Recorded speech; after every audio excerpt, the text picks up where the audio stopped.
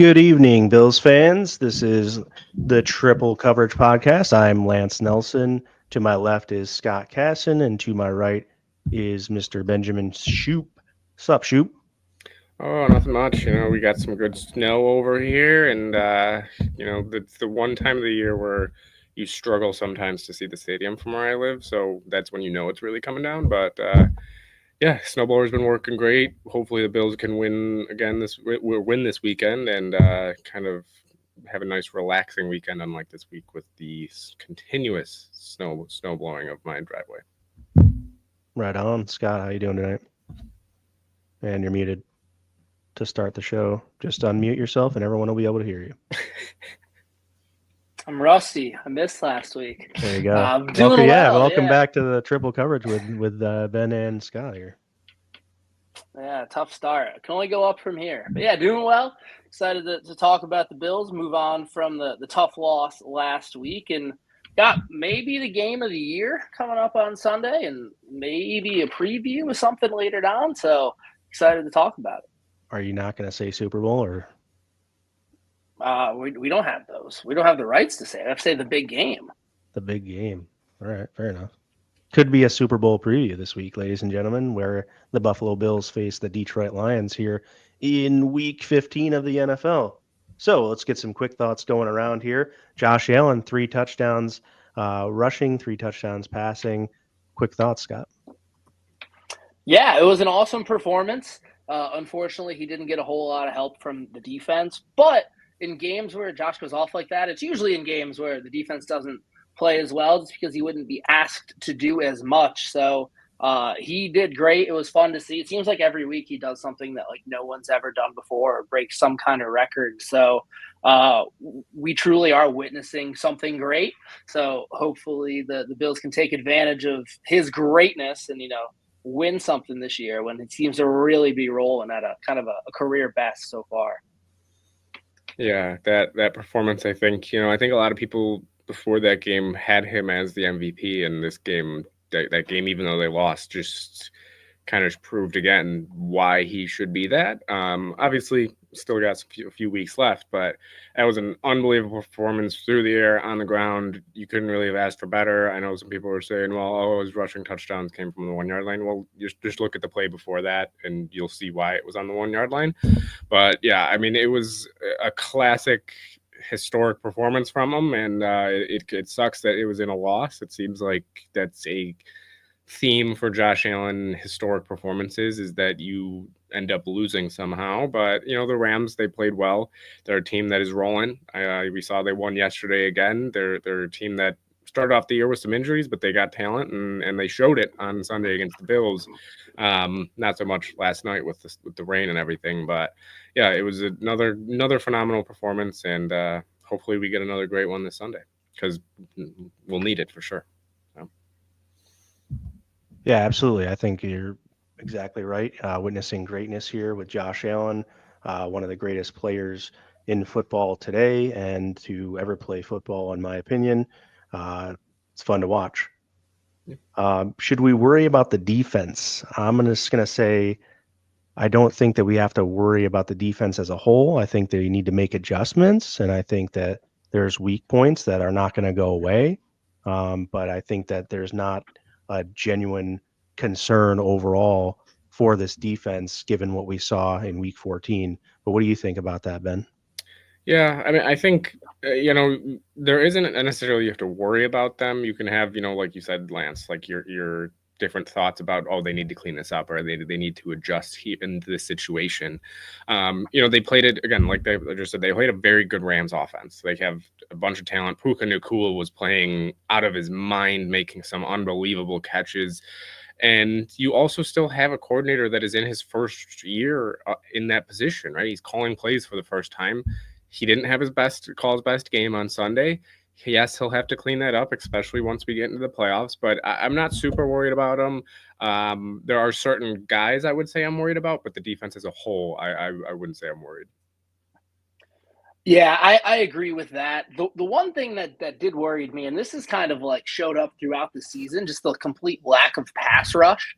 Like at times, if Rousseau and Vaughn aren't like getting home, like no one is. Like we're not getting any pass rush from the defensive tackles. We're not really getting much of anything from the defensive tackles. So that would be one of the position groups I'm worried about, but included in the whole D line. But there's been times this year where this game. And this game was one of those. So a little worried about the pass rush just because, especially with the quarterbacks they're going to play in the playoffs, they're going to have to get home. But as a whole, no, like they've been great the whole season. So hopefully it's just a 1 week fluke kind of thing. Yeah, I think that you hit it on the head there. The D tackles definitely are seemingly a weak point. And do you think they need to adjust the way they play a little bit? I mean, they're playing not to get beat deep a lot of times, and it's like maybe they can come up a little bit more and be more forceful. I mean, they've stacked the box here and there, but I don't think they make a habit of stacking the box. And maybe for some games, like maybe this game, they come down a little bit more and can help us out by stopping the run. Um, come down more to help stop the run, and we'll see if that adjustment is made or if they continue to try to not get beat deep and live and die by teams eating them up. And I don't think that running between the 20s all over you is a big deal, but if you're going to allow enough conversions down inside the red zone, um, you can't allow the teams continuously to get into the red zone. You have to actually prevent them and force a punt here. So that's the really big concern there, is that if they don't make adjustments, if they're not willing to maybe stop the run early or bring guys down to stop the run earlier on, that if they're going to give up touchdowns when teams get in the red zone, then they have to prevent people from getting in the red zone. So they need to adjust in order to do that. But I guess just a little bit on if you want to follow up on anything I said there. Yeah, even to your point there about it that kind of just reminded me of in the game against the Rams when they accepted the penalty, and Scott had mentioned it even after the game of it made sense to we understood why they accepted the penalty to move him back. But again, they played such soft coverage, then they just gained it all right back, and it didn't really mean anything, right? It's like those are the instances where you need to get more aggressive. You need to play a little bit more up and not worry so much about getting beat deep. And is part of that, do they not have the most confidence in their safeties to be able to play deep? Obviously you don't have a guy. I know Micah Hyde's on the practice squad, but you don't have prime Micah Hyde there to go be able to chase a ball down deep in the red zone or anything. So is that why they're playing a little bit deeper? I know that's also a Sean McDermott style there, is the bend don't break, just let them get some yards, but we'll force them to a field goal. But it's that to me just kind of reminded me of is those situations they need to get better in, of playing more aggressive when it is third and long, even second and long, force them into tough situations, force them to get the ball out too, because it seems like a lot of the game, especially against the Rams, the blitzes you could see coming and you couldn't tell when they were coming because they were almost always in the same down and same situation they were bringing the blitz. So I think switching it up in that scenario, getting some more guys off the edge, maybe even on earlier downs, on longer downs, forcing them to get rid of the ball fast while also putting pressure on their receivers. So I'm not sure, is that due to, again, the lack of confidence in some of these guys? Is it a lack of confidence in Taylor Rapp or DeMar Hamlin? We'll see. But yeah, it's definitely something that we'll be monitoring the rest of the season, of how they play on those types of situations. Yeah, you mentioned the penalty there, and I understood why they accepted it. Like everybody's like, accept it, take fourth down, like get them off the field. They went for 4th and 5. You think they weren't going for 4th and 6 or 4th and 7? Like they absolutely were. Like what didn't make sense to me, like you mentioned, is that they played like a prevent defense. Like they let them get all the yards back, then they're in the same spot. Like I would have liked to see them be a bit more aggressive. Maybe if they're 4th and 10, they can't do anything there. Like they do punt it or they do try a long field goal. So yeah, gonna have to, we're gonna get to it later, but the defense has its hands full this week for sure. So gonna need to see that defense tightened up a little bit. Yeah, overall, I think the big point is that's not a huge concern. It's that, the adjustments need to be made. I honestly have full faith that they make some adjustments and can be effective. With the pass rush, though, it's going to be tough because they're going to need to take some chances. Now, they did that against Matt Stafford, and he burned him, especially on that last touchdown. I know Cooper Cup held and all those different things, but the play was Matt Stafford read the defense, and the Bills brought the blitz, and then he got it out to the screen, and there was nobody there to stop him. So they do have to figure out a way to be able to stop these plays while also bringing pressure somehow. So it's up to them. I think people in the comments suggesting the Bills needed to play more man. Look, the Bills don't have the same personnel as San Francisco either. So as well as they might have tried to play man at times, they weren't really covering effectively, and that was part of the issue there in LA as well, is that the coverage was lackluster. All right, let's go on to the injury report there. You have Keon Coleman. Looks like he's going to go this week. So that's a big return to the Bills offense, who's already, playing they scored 42 points. It's pretty good. Rasul Douglas is out. Dalton Kincaid's questionable. And then our two safeties, DeMar Hamlin and Taylor Rapp, questionable as well. Scott, we'll start with you. Looks like also just mentioning Spector and Smoot had their 21-day window open, so I don't really expect, they haven't really opened the 21-day window and then brought these guys back in the same week. So I assume they're still going to continue to be out. But what do you think about the injury report overall, and any thoughts on individual players? Yeah, it's kind of a bummer because right when our offense was looking like they were getting fully healthy, we're getting guys back. Keon and Kincaid. Keon's going on Sunday. Kincaid most likely will be. He practiced in full this week. But now the defense is banged up, and Rasul Douglas is out and dealing with a knee that he dealt with last season. Both the safeties could be out, so it'll be interesting to see what they do and who they start there. I would guess it's Elam who starts, just because he has more starting experience than Jamarcus Ingram, and then Ingram can kind of stay in that same dime cornerback position that he's been playing this season. But against the team with the offense that they have in the Lions, it's not the week you want your defense to get banged up. But luckily, we're sitting at 10-3, already locked up the AFC East. Winning or losing this game really shouldn't affect very much. So they can, not force some guys to play who may not be fully healthy, and they can get healthy for the playoffs, which is what matters. But yeah, not an ideal week to have your defense be banged up. I will say, defense, you got some guys getting hurt, but you also do have some guys getting even healthier as time goes on. You do have, Dwayne Carter. He had a brutally rough game on Sunday, but first came back from an injury. We'll see if he can get it going. Matt Milano, he's playing, yes, but he's still got that brace. So maybe as time goes on, he ends up getting that brace off, and it kind of helps. So, yeah, the injuries, you have guys getting hurt, guys getting healthy. I mean, I will say, we're talking about injuries. There's a team, we're playing them on Sunday. The Lions have a lot of injuries as well. They have guys going down like flies. They're signing guys off the street coming in. So I will say, we'll get to it a little bit later, but Dan Campbell's had done a phenomenal job with just bringing guys in when needed. But yeah, when it comes to the Bills' health, it's going to be nice to see Keon and hopefully Dalton back out there. You just saw Josh Allen put up 6 touchdowns without him. That was the other part about the game that was crazy, is you didn't even have the offense at full strength.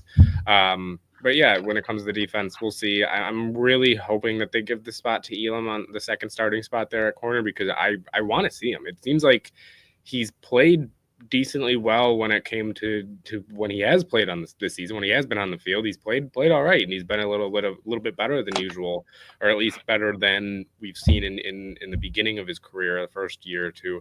So I hope that Elam gets the start. I hope that we can see him. Safety, I would also love to see Bishop out there again. See him get a start. I know last time we saw him start, it didn't exactly go well. But yeah, it's going to be guys are going to have to step up. Maybe this does kind of bring a little bit more juice to the team of hey, especially the defense, hey, next man up. Let's bring it. Let's bring the energy and show the Lions that even though we're down a few guys, we're still a defense that's not going to be walked over, especially week after week, especially after what happened last week. So I'm interested to see who they do play and who they do start. Maybe we see a Micah Hyde sighting. Maybe. I'm not so sure about that one. It might be a little too early still for that, even if we do see him at all this season. But yeah, it's definitely not fun to see guys going down on the defensive side. Gonna bring the noise. Do you want the noise brought on you? That's obviously a Wedding Crashers reference. But 5 guys questionable outside of the guys on IR, the most that we've had this year, and not a great time to get banged up. Really, the biggest thing about the injury report I wanted to note was going into Detroit, where guys kind of got hurt the last time we played there on that surface. I hope that really the fear for me is anyone in this game getting banged up even more. So if there's a guy that's questionable that might be better to sit out here and not risk further injury, so that we could have them. If one guy's going to make or break this game, I don't see any of the guys that are questionable making or breaking a win for the Bills. But I think that it's tough to see Hamlin and Rapp both questionable. We'll see what they do on the back end.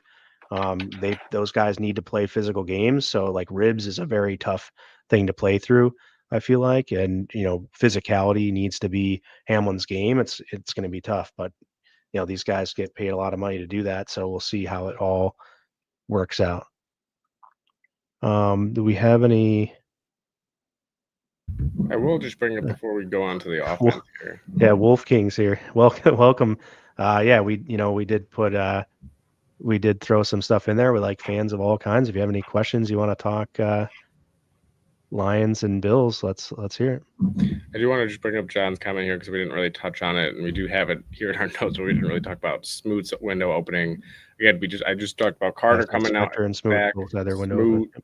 So at least when it comes to that interior defensive line, Smoot, I know, played a little bit outside as well on the edge, but he also was brought inside and outside, and he played well.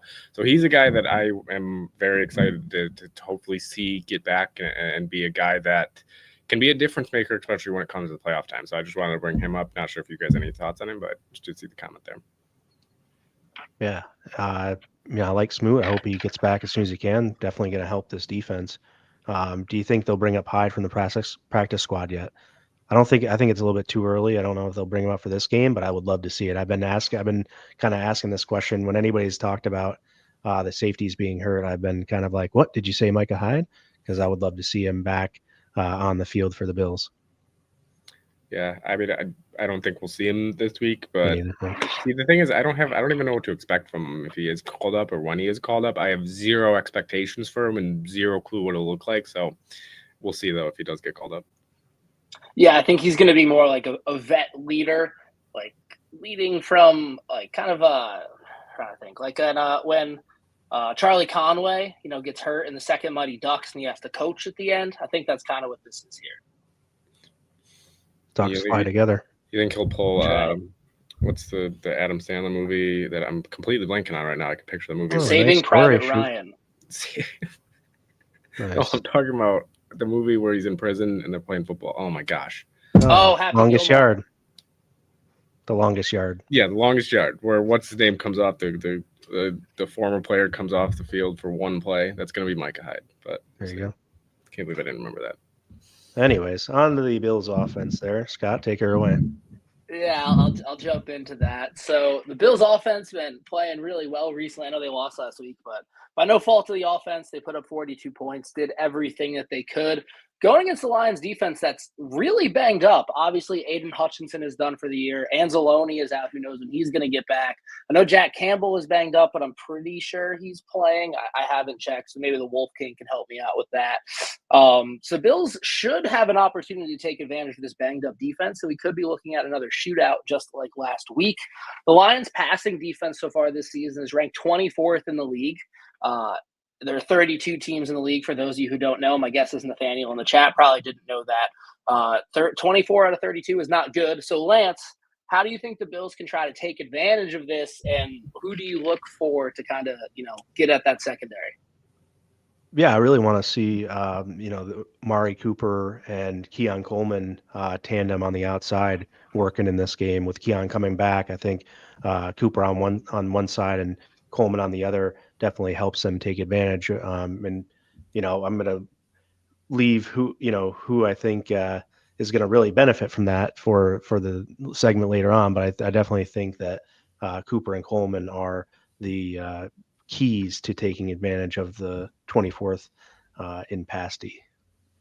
Yeah, I'm interested to see if Cooper gets the target share that he got last week. We talked about in the chat after the game. He had 37% of the targets. He had 14 targets last game. Now Coleman probably takes some away as well. You know, as if Dalton Kincaid does play, that will take some as well. If Kincaid does play, he's the guy that I kind of am interested to see. Also because again, it's that Laporta Kincaid. You got the two guys on each side. Some Bills fans still, I think, will look back at last season and say, "Oh, Laporta was should have been the pick over Kincaid." And look, they're both very, very good tight ends in my opinion. They're both guys that can make plays. So I want to see if Kincaid can kind of get it rolling in a game where it's one of those. You know, it's going to be looked at as who, if one of them has a big game, the other one's going to be looked at as like, oh, well, look at their foe, I guess, or their opponent there having a worse game. So Kincaid's one that if he does play, I'm hoping to see him get a lot of targets and kind of get involved, especially underneath in the short passing game. Yeah, it could be the kind of game. Obviously, Josh Allen's done something in the past 2 weeks that's never been done before. He's probably going to have to do it again against his defense with how explosive the Lions' offense is to keep the Bills in the game. But a spot where the Lions' defense has actually been pretty good this year is against the run. They're fourth in rushing defense this season. And last week, the Bills' running game outside of Josh Allen wasn't really good, but they were also down, so they abandoned the run pretty quickly. But one thing I did find, I did a little research. I wrote some stuff down here. This is big. So they struggle a bit against rushing quarterbacks. The only one they really played this year was Kyler, who went for 45 yards, but he was the leading rusher for the Cardinals, and they also kind of abandoned the run. But against Justin Fields last year, he went for 58 and 104. In 2022, he went for 147 and 132. And then Lamar went for 36 and a touchdown on him last year, and Jalen Hurts went for 90 in 2022. So do you guys think that, maybe James Cook and Ray Davis might not necessarily get it going, but Ben, you think Josh Allen could maybe torch the Lions with his legs? Yeah, for sure. I mean, when you even look at last week for the Bills, like you said, they didn't really get the run game going. Part of that was because they had to kind of abandon it and they had to start throwing the football. I wonder how much that has to do maybe with the Lions as well. I know the Lions, they're not exactly a team that they're still a good rush defense, but when it comes to being fourth, is that partly because they've had such leads and teams do have to, like you said, abandon the run. So that to me, when it comes to establishing the run, it's going to sound weird, but you're going to have to keep yourself within distance that you don't have to abandon it, that you can continue to keep after it. I know you know how much that they love their first down runs. If they're going to have to stray away from that, that can mess up the game plan there. So that when it comes to the run game, especially when it comes to James Cook and Ray Davis, I mean, Ray Davis didn't even have a carry last week. I think that needs to change, first of all, but you need to get them involved early, and you need to honestly maybe even accept the ball and get the ball first if you win the toss, just to say, hey, we want to get off to a good start here. If the Lions get the lead early, that could start to then become a game where, well, if we have a 3-and-out, they get down 14-0 early, then you might have to abandon the run a little bit earlier than you're hoping. So for me, establishing the run is going to come to that. When it comes to Josh Allen, I mean, man, he showed last week that he, again, is one of the best dual threat quarterbacks that's ever played the game, and it's one of those things where if we're going to beat a team like the Lions, he's going to have to be able to do it on both through the air and on the ground. So I do expect him to kind of look for those rush lanes, especially if they do end up playing a little bit of more of a physical game, because we know the Lions love to play a physical game. So I'm going to look for him to get out of the pocket and kind of take off sometimes just to get those needed yards, because every yard this game is going to matter. It's not going to be easy. You're going to be fighting for everyone. You know Dan Campbell's going to have his guys fired up. This team on the Bills side is going to have to be fired up on the front, and the front five there, the offensive line, get a good push, be physical up front, and Josh Allen, I think, is going to have to be physical with his legs as well. So I do think Josh Allen gets going. The run, the actual run offense with the running backs, that's going to come down to, I think, how the game plays out and really how much they will go against going away from the run if they do end up getting down early. Yeah, we're going to have to see how much the Bills value this sort of game in the whole season picture. Are they going to really let Josh Allen run and take advantage of that weakness, or are they going to still hand the ball off to the running backs and let those guys pound the rock? I think that it's a big game for the offensive line to kind of show their muscle too and see if they can move some guys out of the way and get this offense clicking. I know the Bills oftentimes will run more schemes that rely on timing and things like that to get gaps for the runners and not necessarily just straight up moving people out of the way all the time. So we'll have to see if they can take advantage of that and execute at a high level against a good Lions rush defense. I think Wolf King here mentioned about Jack Campbell returning and still have some good defensive linemen still there, even though some of their top guys are out for this game, like Anzalone and Aiden Hutchinson, obviously. But you still have to respect who they have in there, and the Bills' offensive line is going to have their work cut out for them to be able to establish a run game. I think the running backs are good enough, but they need to hit the holes and make sure they are minding their cutback lanes and being able to take advantage of those. Real quick, if you haven't done so, please hit that like button. Head over to YouTube, hit the like button, and throw us a comment. We appreciate all the interaction with you guys. So please like and share on Facebook and repost and like on X if you're there. Shout out to Buffalo Belia Sports and More, our sponsorship. They make nice custom Bills helmets like the one over my shoulder here. Also signed by Bills players. So go over to the Buffalo Belia Sports and More Facebook page and check out all the custom Bills memorabilia there. And then Monster Energy Drink, the official partner of Built in Buffalo. We appreciate their support as well. So with that, Scott, what's next up here for the Bills offense?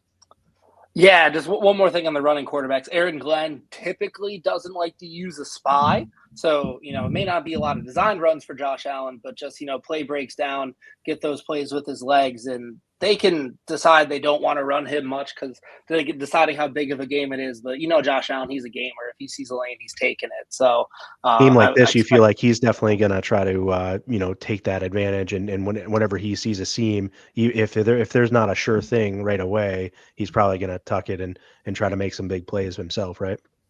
He ran in a preseason game this year, so I think at any time he sees that, he's trying to do that. So, like mid-run, he knows he shouldn't be running, right, and like tries to slide down. It's like, oh yeah, and they didn't even let him finish the drive; they just pulled him.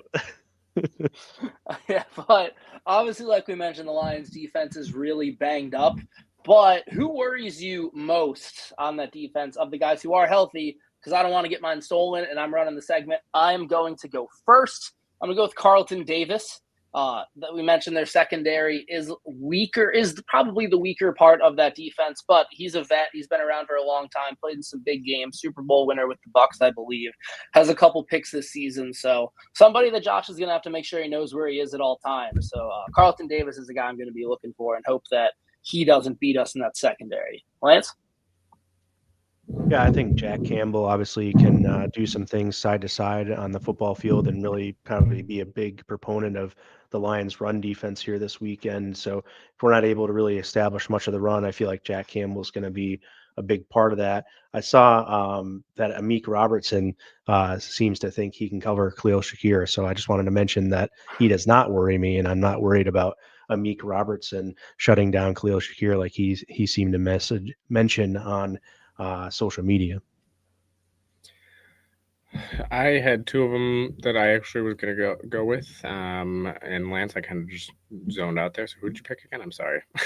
Jack Campbell. Jack Campbell. Actually, so neither of you guys picked the two. So I guess I'll just say both of them quick. First one, Brian Branch, a guy that coming out of the draft, I was a huge fan of him, wanted to come to Buffalo. At the time, didn't make too much sense because you had Poyer and Hyde. But he's a guy you got to watch. He can do it all on the football field. He flies across everywhere. He can lay big hits. He can play it in the pass game. So Brian Branch, but the guy that is my number one that you got to worry about, Aleem McNeil. Man, he came onto the scene, and he has been unbelievable for Detroit. Last year was an unbelievable year for him, just having a huge year. This year is still doing very well. So he's a guy up front. If they want to, again, we just talked about establishing the run. If the Bills want to establish the run, they have to control the line of scrimmage. It starts with shutting him down, Aleem McNeil, up front, because he is a game wrecker, especially when it comes to against the run. He is a phenomenal player. So Aleem McNeil / Brian Branch will be my two, but Aleem McNeil is the number one for me that the Bills got to watch out for. Yeah, and then just one more guy to mention. Steven mentioned in the comments too. Kirby Joseph, 7 picks this year. Their safeties combined have 11, which is pretty crazy.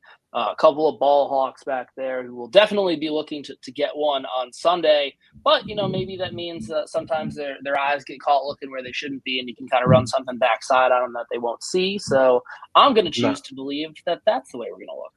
I'm not going to be worried about Kirby Joseph. I got him on my fantasy team as an individual defensive player, so that's not going to really work out, I'm sure. Well, bet on him to get a pick, and we can promise you that he won't. All right. Amazing. Then, from Lions' perspective, said Brian Branch, Kirby Joseph are the two that the Bills should watch out for. So, I mean, there's plenty of guys that you got to watch out for. We just named, 4 or 5 of them right there, and within a minute. Yeah, they're 12-1. Like, you kind of got to watch out for a reason. But yeah, but great team top to bottom. I know they got some guys out, but still respect all up and down that roster for the guys who are there. So yeah. And we're gonna do step up and MVP, and then we'll get we got a couple of things start here that you guys are asking. So if you did ask a question in the comments, we got that coming up. Yeah, Ben, go ahead. Step up MVP.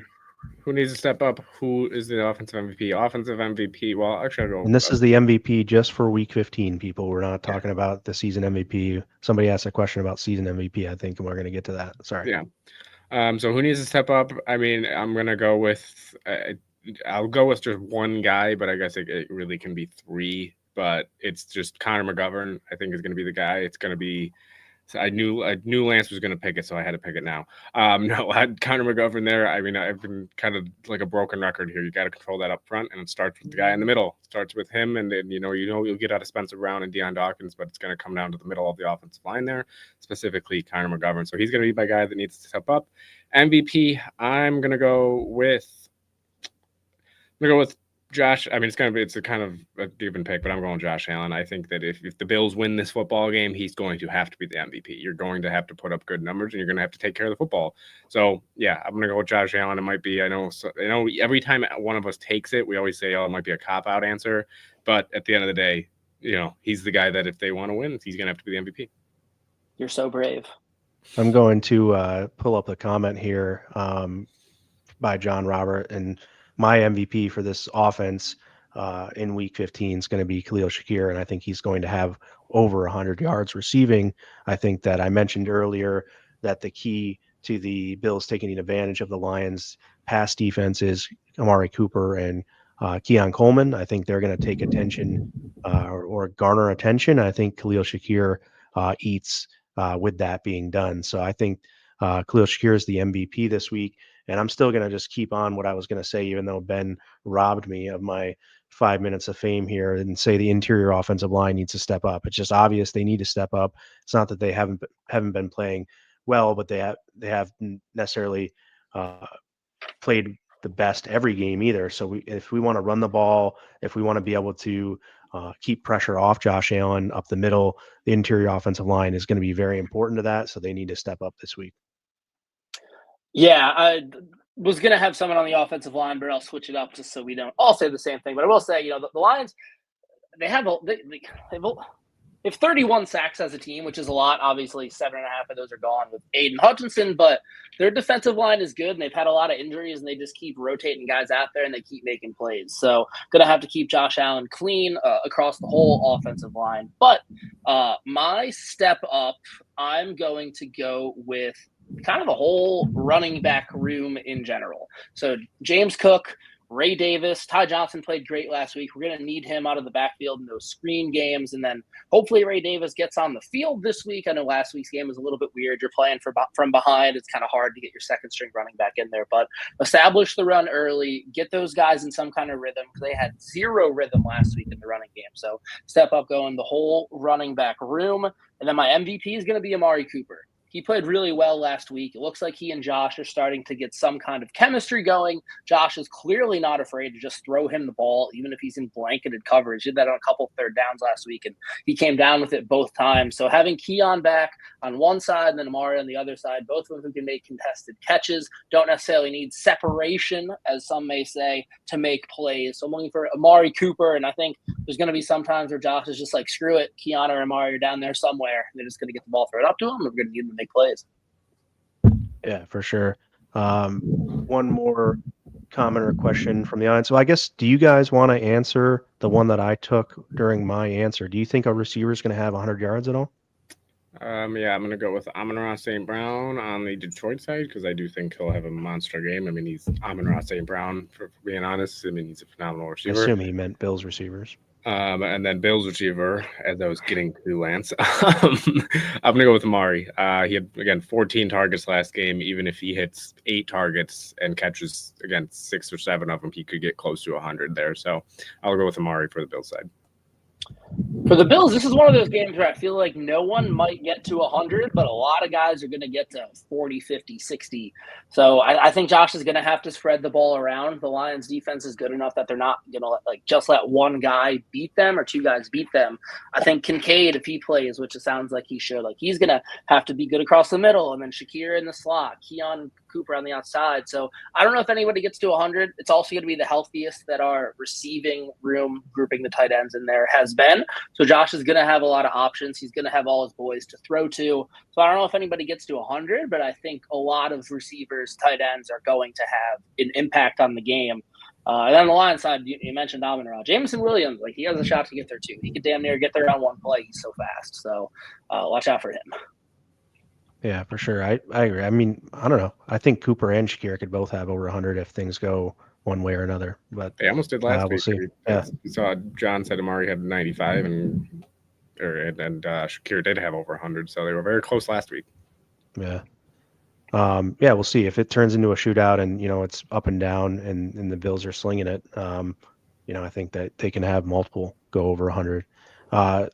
Wolf King had some good comments throughout the show. Appreciate it. As a Lions fan coming in and being respectful and asking some questions here.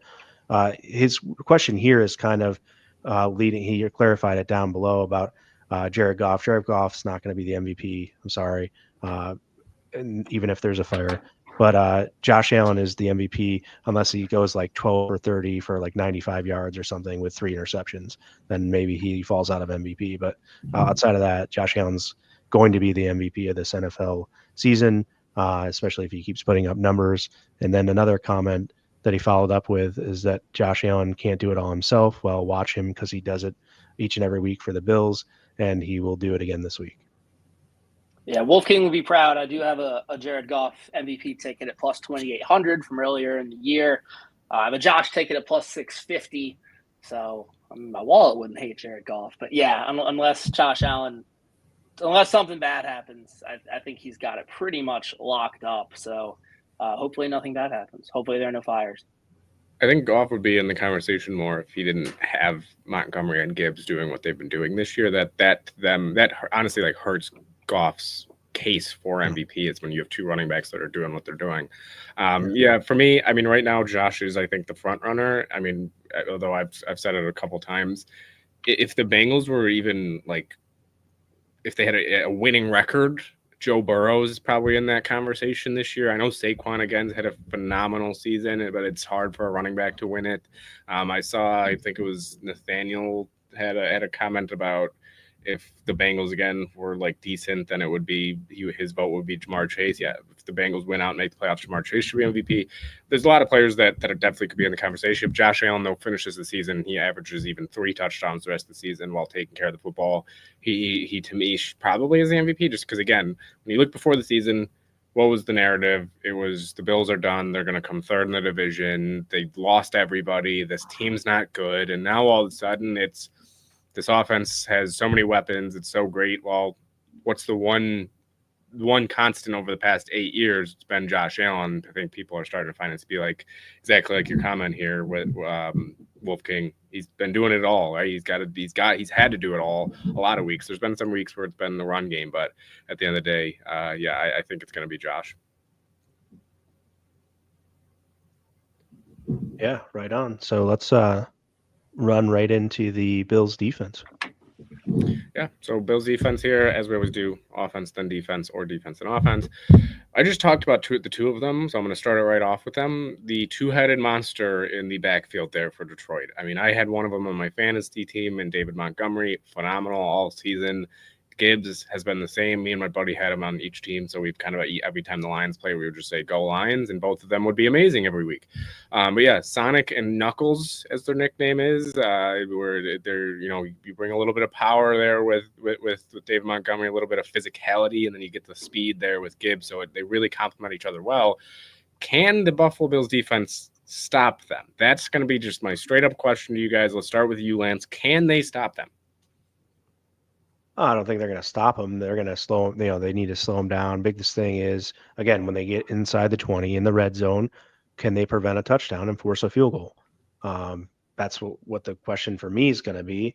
I think they surely can. It's not going to be easy, but they're going to have to be able to commit guys to that. I think they have to commit guys to coming up in the box and leave themselves a little more susceptible to being beat over the top, which is tough because the Lions definitely, that's the conundrum they put you in, right? They have the guys to beat you over the top.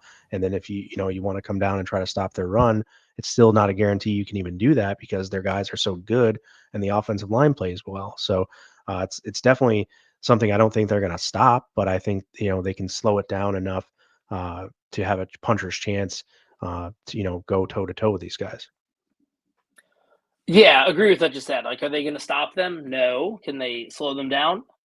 Probably no, but hopefully.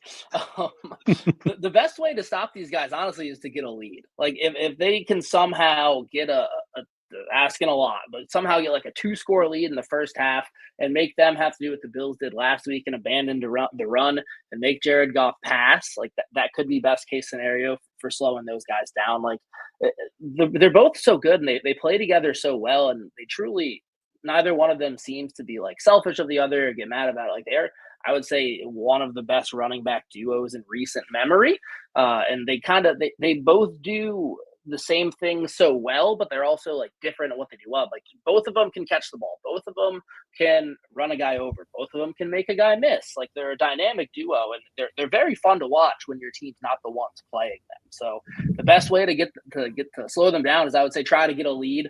Kind of a similar thing I said when the Bills played the Ravens. We all remember how well that went. But if they can get a lead and get up early and make them not be able to run the ball, especially in the second half, that's probably their best chance of that. Yeah, that's even, again, why a little bit earlier when I said maybe you do accept the ball to start the half, or it's just to start the game, even if you win the toss, right? Because are you sure you want to have the Lions come on the field and be able to run down the field and then come back and now you're down and they can get the run game going and they can continue to lean on those guys? But yeah, you're not going to stop them. It's just it's not really even in the realm of possibilities in my head to fully stop them. I think it's going to come down to, though, when you get the chances to, can you make the tackles and stop them? And in big time moments, early downs, can you make the plays if you're there? You cannot miss tackles when it comes to these guys, or else they're going to make you pay. They're going to hurt you more than you're even prepared for them to hurt you.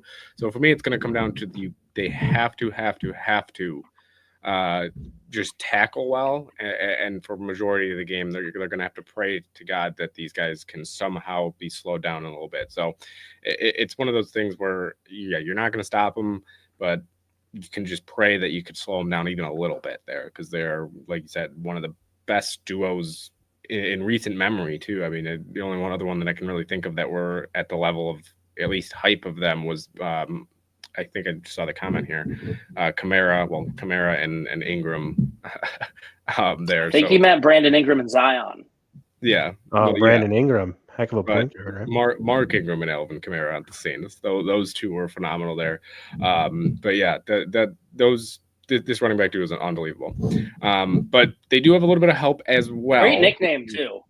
Yeah, great nickname. Phenomenal nickname. Sonic and Knuckles. Yeah, that's great. Top tier. But I was really trying to tie in a little Mr. Egg or whatever the guy's name is, the egg villain guy to the title of the show, but I just I came up short for you guys this week, and I apologize for that. But next time we get a really good Sonic and Knuckles-esque duo that we play, I'll have something better for you in the title of the show. Maybe you'll have it in early February. Maybe that's gonna be a chance. But yeah, they do have a little bit of help though. The next up on the schedule here for topics is the Detroit offensive line. I mean, A lot of teams have, or a lot of places have them as the number one offensive line in the league. I know I saw something this week that had the Bills as the number one offensive line. Bills have a good offensive line, but I'm sorry, they're not better than this Detroit Lions offensive line. I mean, you look at them, they have Decker, Glasgow, Ragnow, Zeitler, and Sewell. Sewell, arguably the best right tackle in the game, and I don't even know if that's arguably. He probably is the best right tackle in the game. So you just have so many guys there on the offensive line that are just great at what they do. So the question to you guys is, we'll start with you, Scott. Can the pass rush, we talked about earlier, being a little bit brutal this season, can they step up enough to have a performance that makes a difference in this game? They're going to have to. I really hope so. I'm definitely worried about it. Like, I'm worried that we're going to have to try to blitz to get pressure, which is the same thing they tried to do on Sunday. And then that didn't work because even our blitzes weren't getting pressure.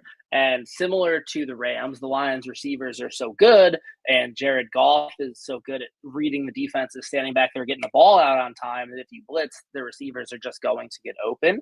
We're going to need Von Miller to show up. We're going to need AJ Epinesa to play well. Going to need Rousseau to give us a little bit more in the pass game. Would enjoy it if Ed Oliver took the bus to the game. I think he rode his horse and was late on last Sunday. I think that's what happened. Daquan Jones made that play. I know Lance mentioned it in his Across the Line segment. Daquan Jones made an awesome play in the first game, and then we never heard his name again. Hopefully Dwayne Carter getting back in the rhythm, going to be a little bit healthier. So we're going to need them to. Then another thing about their offensive line I want to mention, Ben Johnson and Dan Campbell want their linemen to score a touchdown so badly that I'm intrigued to see what they're going to do. In the Thanksgiving game, they tried to have Penei Sewell throw a touchdown, which was awesome. It took like 4 guys from the Bears to even get him out of bounds. So I'm sure they're going to have something for us because it's a big game. Some kind of lineman trick play. Like they'll line Dan Skipper out in the slot, or against the Cowboys, they wanted it so bad. It was awesome to see. So as a former lineman, it brings a smile to my face. So excited to see what kind of trickery in schoolyard BS they bring on Sunday from the O-line. Yeah, the O-line is very good. This defensive line has to win a one-on-one matchup somewhere. I mean, I don't have great confidence. Like you said, you're concerned about it, Scott. It's hard to have a lot of confidence right now. I mean, obviously Greg Rousseau shows flashes of being dominant, but last week didn't show that in a big game, against an offensive line that's, starting to gel and play well. So you really have to hope for some one-on-one wins. I mean, Daquan Jones, when he was effective last year, was breaking up double teams and kind of, splitting them and making plays. And we just haven't seen a lot of that yet this year, which is understandable. I mean, it's tough to do, but I mean, those are the kind of plays that this defense kind of needs to have success in certain areas. So if they're not going to win one-on-ones, it's going to be very tough to have any success in either the run or pass game. And just for whatever reason, teams have been able to kind of be successful in some duo blocking where they're, hitting the lineman and then getting to the linebacker as well. And then also the defensive line seems to, they just want to press their man, but it's almost like they stand there too much and it takes them too long to read what's happening before they try to shed the block. And the guys so they have to do a better job of getting their press, but then shedding the block quicker so that they can, make a play on the ball. Because by the time they're done with the guy blocking them and, go for the ball, they seem to just want to engage with the guy in front of them rather than actually going for the ball at times. So, it's been very frustrating to watch the film of these guys at times. And it comes down to winning. You got to win a one-on-one matchup. And various different ways to do that, obviously, but you just got to get it done, man. And you guys are paid. Obviously, the players are paid handsomely to do this. I really want to see Greg Rousseau do something here in this week, and we'll talk a little bit more about that in the next segment up here. Yeah. The defensive line, we've talked about them a lot there, obviously being a little bit underwhelming. I would love to see them try, especially on pass rush downs, not so much more on early downs when they might run on pass rush downs, trying to put Greg Rousseau in the inside there, because he's a big guy, he's a massive guy. You he can do it, especially on pass rush downs. It just seems like they refuse to have Rousseau and Vaughn on the field at the same time. I think we've seen it only a couple times this year because it's had to do with injuries, I think, a lot too, and they had to put him on there. But it's very rare you see them on the field at the same time, and it doesn't make too much sense to me because they're the only ones this year that have seemed to get not even consistent pressure, just the most pressure, at least from our defensive line. So I would love to see them try it. I don't think they will, but at this point, when you're seeing this week after week after week and guys continually not be able to beat one-on-ones, like you said, Lance, you can't just keep banging your head against the wall here and thinking something's going to change and your head's going to go through the wall all of a sudden. You have to try something new. You have to do something different here. And I think that's the one thing that I would love to see try. But yeah, the pass rush, they're going to have to step up and they're going to have to put pressure on Jared Goff if they're going to want to win. If you let him sit back there all day, he's going to pick you apart. You got speed. You got guys that are able to run great routes like Amon-Ra, and you got weapons all over the field. So you have to get pressure this week. Are we going to get it? Not so sure about it. So we'll see what happens there. Yeah, they lined Rousseau up inside, tried to cut you off. At Miami, Rousseau lined up inside in pass rush situations a lot. Like, he got a lot of his sacks at Miami just kind of being there in the middle, and the quarterback kind of stepped up into him. So, yeah, I'd like to see them move him around. Like the Giants used to do it when they, had Justin Tuck and O.C. Manure and Michael Strahan. They called it like their NASCAR package. Like, there's no rule saying you have to have 2 DNs and 2 defensive tackles. Like, you can put 4 pass rushers out there. And so, yeah, I would like to see them get a little bit more creative with that too. Yeah, I'd like to see them get less creative with actually putting a D tackle at defensive end, though. They played Quinn Jefferson at defensive end a few times last week. I don't think it went well. Do you have any opinion on that, Scott? I don't know if you saw too much of Jefferson out there at the end. I just absolutely hated that look. Yeah, he just isn't fast enough. Like, he wasn't quick enough off the edge. Like, by the time he was like getting to the lineman, a lot of times the ball was already out. So I guess maybe they were thinking to help slow down the run, just a bigger body. But yeah, he just doesn't have the speed to play out on the edge. I didn't really get that either, and was kind of confused. Maybe it was because Hill was banged up. I'm not sure, but yeah, it isn't where he should be. Yeah, I'm not sure if this comment is just in general or not, but it says we have injured players on defense. It's going to hold us back, and Sean McDermott sucks. It's situational football, so we'll see how it turns out against the Lions. I'm not going to go into the Sean McDermott tirade I want to because we have other things to get to, and we're almost at an hour here. But I just don't think that's really, McDermott has time management things that he needs to clean up. I get it. We only have really one guy, Hill's questionable. Smoot is on IR. Otherwise, our defensive line is pretty healthy and just not producing. I mean, they got to just produce. We have all of our starting guys, and they're not producing. Let's also not forget, though, that Sean McDermott is not calling the defense this year. Yep. It is Bobby Babbitt, who again is in his first year, and I think he's done a fair job. He's had two games that have been pretty bad, but other than that, he's been very solid. And yeah, I was actually going to bring this comment up here from Wolf King that you just put up there with Jared Goff is known to be one of the best QBs under pressure. He would play mostly zone because of how Goff is against man, and blitzing is going to help. Now, if they keep the same game plan they had last week against Matt Stafford, that would go great because Matt Stafford, they just decided to continuously play zone and Stafford picked them apart. But we'll see if that ends up being a factor of how they play, if they do change it up, or if they do keep it that way. And then I do want to bring this other comment here from mile marker 301. Been listening all along. Find you guys very thoughtful, straightforward. It's great. I'm a Lions fan, so interested in your POVs. So yeah, do appreciate it. A lot of Lions fans. You guys are awesome in the comments today. Just also giving us great feedback, thoughts. I mean, so yeah, we love it here and appreciate the love from you guys. You guys got anything before we go on to the last question before the step up and MVP? Yep. All right. So last question here. We talked about the two-headed monster. We talked about the offensive line. Now it's time to talk about Jared Goff, Amon-Ra St. Brown, Jameson Williams, Sam Laporta, even Tim Patrick starting to kind of get it going. I believe he had 2 touchdowns last week, or was that 2 weeks ago? Yeah, last week was 2 touchdowns. So he had 2 touchdowns last week. He's the guy that came over from Denver and had injuries before he got there, and it just was kind of tough in that situation. So similar to what we asked earlier about the Lions defense, Lions offense, get rid of the guys we just talked about. Like I said, the running backs, get rid of them. No, they're not in this topic. Lions offensive line, not in this topic. Who worries you the most? Who's the one weapon that worries you the most? We'll start with you, Scott. Out of the rest of them, who is it? For me, it's Jamison Williams and just how he can take the top off the defense on any play.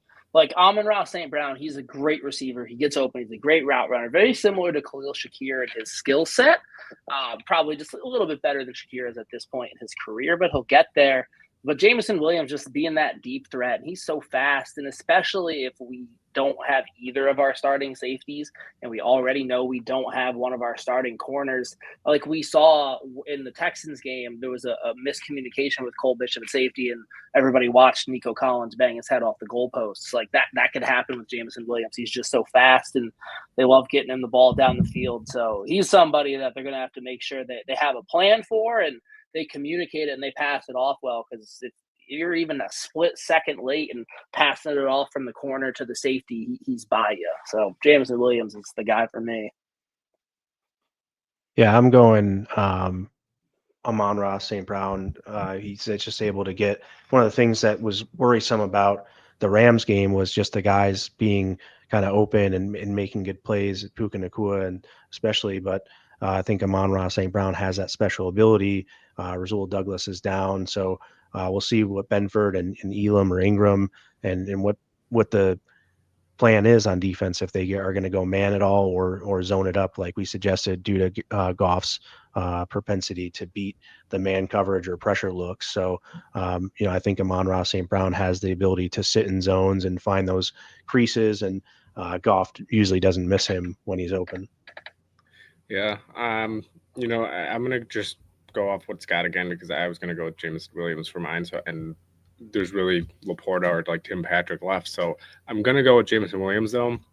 Again, because Amon-Ra's going to get his. He'll be him, just like the running backs. They'll get theirs. You cannot let Jameson Williams beat you. Even Tim Patrick and Laporta, you can't let those guys beat you, or else you're really in trouble. Then they open everything up, and they're going to try a flea flicker to their offensive lineman, like Scott said. They're going to try something crazy then, and you're going to have guys running all over the place. They'll get so comfortable that you're going to be in the ultimate danger zone on a defense there, because everybody's in play. So Jameson Williams is going to be the one guy, especially because the safeties are banged up. Can't let him get deep on you. Let him get a full head of speed, steam there, because his speed is otherworldly. So Jameson Williams is the one guy that I think that you have to slow down, and you got to put a little bit of a focus on, because again, Amon-Ra, he's going to get his. You're not going to be able to completely stop him, right? And Jameson Williams is going to be maybe lined up against Kyrie Elam, who I guess speed-wise might be the best matchup when it comes to our corners. But if it's one-on-one, you're going to have those guys at least matched up against each other, and we'll see what happens with Jameson Williams. But I think he's the guy that you got to focus on the most. Any other thoughts on just this kind of, I don't want to say secondary weapons, but the guys that we were just talking about? Yeah, just because we didn't mention him, but Wolf King did too. Sam Laporta, he's not having as good of a year as he did last year, but he's been pretty deadly in the red zone. So they get down in there, he's somebody they have to be on the lookout for. And a little gambling tip for those of you who do. Since week 5, he's scored a touchdown in every other game. He didn't score last week, so if anyone wants to throw a little bit on him, I did on Thanksgiving, and he got 2 for me. Fortunately, they don't pay extra for that. But little thing to watch out for. Got anything else, Lance, before we do our Who Needs to Step Up at MVP? Nope, all good to go. So we did it on offense. Now it's time for defense. Who needs to step up? Who's going to be the MVP? I'm going to go first on this one, just again so mine don't get taken. Who needs to step up defensively? It's going to be whoever takes Taylor Rapp's place. I believe it will probably be Cole Bishop. But he's going to be a guy. He's going to have to play better, especially better than he did against Houston, that kind of got him in a little bit of trouble. He's going to have to be on the same page communication-wise with everybody. You're already then going to be down Rasul Douglas, so it's going to be even more important that your safeties play well. So I'm going to go with Cole Bishop needs to step up. MVP, I think it's Matt Milano. I think Matt Milano, he's played well, but he hasn't been that Matt Milano that you've been like, oh, he's everywhere, doing everything. I think this is one of those games where he can come out and remind everybody why he is Matt Milano, why people should be scared of him, right? He is a phenomenal linebacker, still kind of working his way back, still has the brace. But I do think Matt Milano will be the MVP. Lance, we'll go with you next. Who is your step up and who is going to be your MVP? Yeah, Rousseau, Ida Oliver, AJ Epinesa, Von Miller have to step up. You have to win one-on-one matchups. I mean, it's the entire defensive line, really. I mean, if you have a one-on-one matchup along the defensive line, you have to win it, step up, do something. But I also look to guys like Rousseau, who, going to come into a contract year here and needs to prove that he's worthy of, getting re-signed to a deal and making sure that, he's a force. He's got to be a formidable force on this defensive line. I said it last week, so I'm kind of a broken record here, but I just feel like he's got to affect the game and show us some form of a game wrecker on the edge. He was a big pick for us, and if he's not going to be explosive and dynamic and be able to physically outmatch the guy across from him, then the Bills may have a tough decision to make this offseason. Yeah, I see your step up to the defensive line and just ask them to show up. Like, I don't know if any of them were even at the game last week, because you could have had us rushing out there and they would have had the same number of sacks and they would have had about the same amount of time. 0 for those who were wondering. Ben might have gotten 1. He's wiry. But yeah, and then outside of the D-line, because I don't want to say the same one again, but Christian Benford, I think, is going to have to step up because he's probably going to draw Jamison Williams a lot. You might have to follow him around because we don't necessarily know who the other corner is going to be yet. Probably Kaiirlan, but they haven't said yet. Then my MVP is going to be Taron Johnson. He's probably going to draw Amon-Ra a lot because he lines up in the slot. We're going to need Taron to control him. And, Jared Goff will definitely throw an interception or two, specifically when targeting guys like Amon-Ra in the middle of the field. He threw 5 in that game against the Texans, and he did what Peterman couldn't, and that was win the game. So looking for Taron Johnson to be my MVP. Yeah, well, let us know what you guys think for step up. Who needs to step up? Who needs to be MVP? Even any Lions fans, if you guys have opinions on who the Lions need to step up and who needs to be MVP, let us know. I know we do it every week, but Lance, are we still gonna? I know we don't have a graphic this week. That's partly because, again, we didn't get our picks in. Are we gonna do a little triple coverage parlay here for this weekend, or are we gonna skip over? Yeah, we sure can. I didn't pick an MVP for the defense yet. I'm gonna say Matt Milano is the MVP this week for the defense. I think he can help out in some of the zone coverages in the areas where guys like Amon-Ra might try to, or Laporta might find holes, and can help out in that regard. So I'll just say him. Also, asked earlier in the comments if you guys want to throw any score predictions in the chat. We'll read those in a few. And then if you guys want to go ahead, if you guys have one queued up, go ahead and throw out a pick for this weekend. And I will get one on the fly here while you guys are talking. Scott, you got one? Or I do have one, but if you want to go first. I do. I like Army -5 or 6, depending on where you get the line. But I like Army tomorrow. I think they're red hot. They're rolling. Looked great last week, coming off a conference championship. Navy kind of struggled down the stretch. I think Army is just a better team. I think they're a bit more physical up front. And I think Army is going to take care of business in the Army-Navy game tomorrow. But we're all winners because we're Americans and we get to watch football. I'm going to go to the NFL just because I have a higher hit rate in the NFL. There's a lot of lines I like, to be honest, this week, but I'm going to go with the Miami Dolphins over the Houston Texans, and I'm going money line strictly because they're plus 134. I do not think the Texans are the same Texans team we saw when the Bills played them. I think this Texans team has kind of been spiraling slowly. They're still going to make the playoffs, but they're not a team that I think is necessarily a team to watch out for in the AFC anymore. I think they're a team that has shown that they have weaknesses and that they are definitely beatable. The Dolphins have started to kind of put it together. Tua's completing passes. Tyreek Hill's getting the ball. Jalen Waddle's getting the ball. A-Chain. We also know he gets the ball and he's a phenomenal player. The defense still for Miami leaves some to be desired, but I really think Miami can take care of business. I know it's in Houston, but I think they can take care of business. Tua doesn't have to play in weather underneath 45 degrees, so we know that they have a chance. I'm going to go with Miami money line plus 134 over Houston. Yeah, I don't have the odds on what it is, but I'm taking the Browns plus 4.5. If the line is more than a field goal for the Chiefs, I'm going to take the other team facing them because they seem to always win by 3 or less. So I'll take Browns plus 4.5 at home against the Chiefs, 1 o'clock there on Sunday. That is minus 115. Amazing. So it's likely. Look at me taking the likely things to happen. Anyways, Well, so every spread is minus 110 or minus 115. there you go. Fair enough. Well, so we'll see what happens. All right.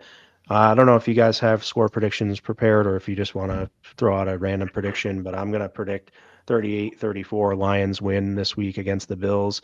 Definitely a little bit of worry, like we discussed throughout this episode. It's tough to see how the Bills performed in LA and think that they can come into Detroit and win a football game, but we'll see. Stranger things have happened. I don't count it out of the question, but if I'm going to go on a prediction base and kind of curb those homer talks here, I'll say that the Bills lose this one to the Lions 38-34. Drop your comments, your score predictions in the comments as well, folks. Scott, you want to go next? Sure. I also think this is a Lions win. I'm going to go with 31-24 Lions.